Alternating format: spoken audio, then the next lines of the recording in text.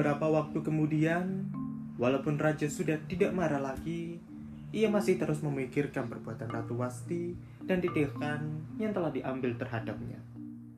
Sebab itu, penasehat-penasehat yang akrab dengan raja memberi usul yang berikut. Sebaiknya dicarikan gadis-gadis yang cantik untuk Baginda. Hendaklah Baginda mengangkat pegawai-pegawai di segala provinsi kerajaan ini untuk mencari gadis-gadis yang cantik, lalu membawa mereka semua ke istana wanita di Susan ini. Hegai, pejabat khusus yang menjadi kepala rumah tangga istana wanita, akan mengurus mereka dan memberi mereka perawatan kecantikan.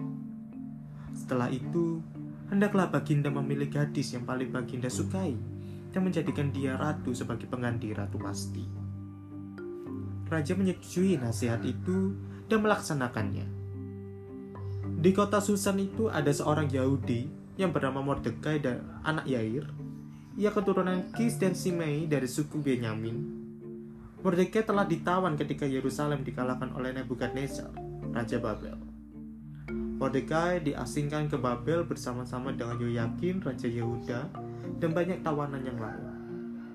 Ia mempunyai saudara sepupu seorang gadis yang berwajah cantik dan bertubuh molek bernama Esther. Sedang nama Ibraninya ialah Hadassah. Orang tua Esther sudah meninggal dan ia menjadi anak angkat Mordekai dan diasuh sebagai anak kandungnya. Setelah perintah raja diumumkan, banyak gadis dikumpulkan di Susan dan Esther ada di antara mereka. Dia pun dibawa ke istana raja dan dipercayakan kepada Hegai, kepala rumah tangga istana wanita. Hegai kagum melihat Esther dan suka kepadanya. Dengan segera gadis itu diberinya perawatan kecantikan serta makanan yang khusus. Esther dipindahkan ke bagian yang termewah di istana wanita itu, dan 7 orang gadis yang paling cekatan di istana raja ditugaskan untuk melayani dia. Atas nasihat Mordekai, Esther tidak memberitahukan bahwa ia seorang Yahudi. Setiap hari, Mordekai berjalan-jalan di halaman depan istana wanita itu untuk menanyakan keadaan Esther dan apa yang akan terjadi dengan dia. Menurut peraturan, para wanita diberi perawatan kecantikan selama 1 tahun. 6 bulan dengan minyak campur kemenyan, dan 6 bulan berikutnya dengan minyak campur wangi-wangian yang lain. Setelah itu, setiap gadis mendapat giliran untuk menghadap Raja Ahasuerus. Pada waktu seorang gadis menghadap raja, ia boleh memakai apa saja menurut kesukaannya.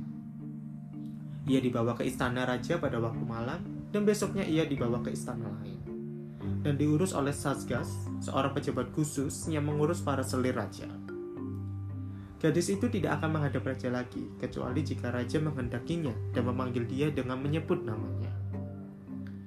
Maka tibalah giliran Esther untuk menghadap raja. Esther adalah anak Abihail dan saudara sepupu Mordekai yang telah mengangkatnya sebagai anaknya sendiri. Esther dikagumi setiap orang yang memandangnya. Ketika ia pergi menghadap raja, Esther berpakaian menurut petunjuk dan nasihat Hegai, kepala istana wanita. Demikianlah pada tahun ke-7 pemerintahan Ahasuerus pada bulan 10, yaitu bulan Tebet, Esther dibawa menghadap Raja Ahasuerus di istana raja. Ia menyenangkan dan membahagiakan raja lebih dari gadis-gadis lain. Sebab itu, ia paling dicintai oleh raja. Maka raja memasang mahkota kerajaan pada kepala Esther dan menjadikan dia ratu, menggantikan Ratu Wasti. Setelah itu, raja mengadakan pesta besar sebagai penghormatan kepada Esther dan mengundang semua pegawai serta pembesarnya. Ia mengumumkan hari libur di seluruh kerajaan dan membagi-bagikan hadiah dengan berlimpah-limpah.